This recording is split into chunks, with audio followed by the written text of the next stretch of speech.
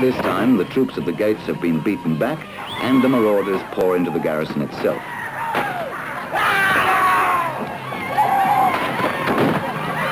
Here's a fall any bushranger would have been proud of. Even Matthew Brady himself, who is unlikely to be turning in his grave at the way his exploits have been embellished. He was something of a showman himself. When the governor of New South Wales put a price on his head, he replied by posting notices everywhere offering 25 barrels of rum for the governor's capture. Formerly a corporal in a senior British regiment and transported for forgery, Brady mounted his raids with military precision. And such behaviour was frowned upon in those days, and he was hanged in 1826. Meanwhile, back at the ranch, the stuntman's duty is nearly done. They've ravished the cattle and stampeded the women. Now there's nothing left to do but get out of town.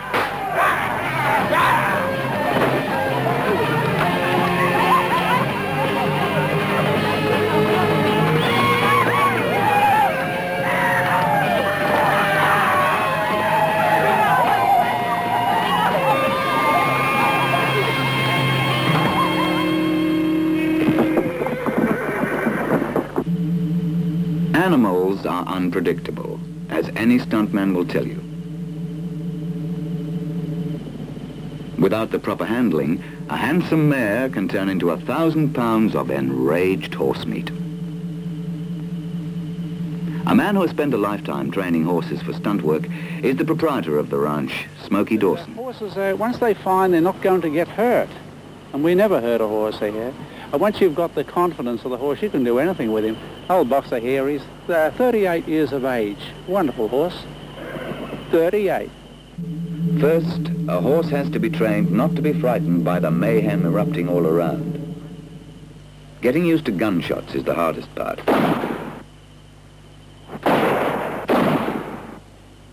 If they pass this test, Smoky is satisfied that they can progress to the kind of mass brawls the Matthew Brady battle requires. The choreography of these fights has to be carefully worked out in relation to where the horses are and what they're doing. A kick in the head from one of these beasts would diminish anybody's IQ. This stuntman wasn't so lucky.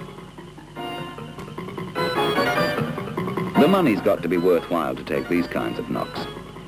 A fall from the saddle into sand isn't too hard once you have the confidence and can earn you $150 minimum. For a bulldog, the price is about the same.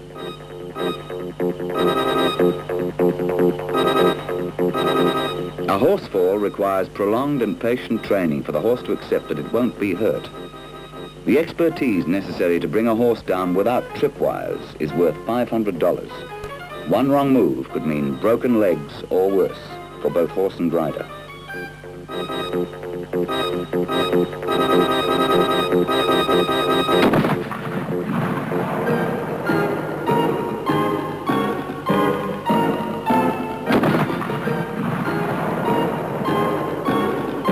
Smoky Dawson has had a long and successful career in all branches of rodeo work. At 68 years of age, he is probably the oldest knife thrower in the business. And today he is, to quote his own words, breaking in a new target. Mr. Larry McGarry, a brave Scotsman currently feeling far from home.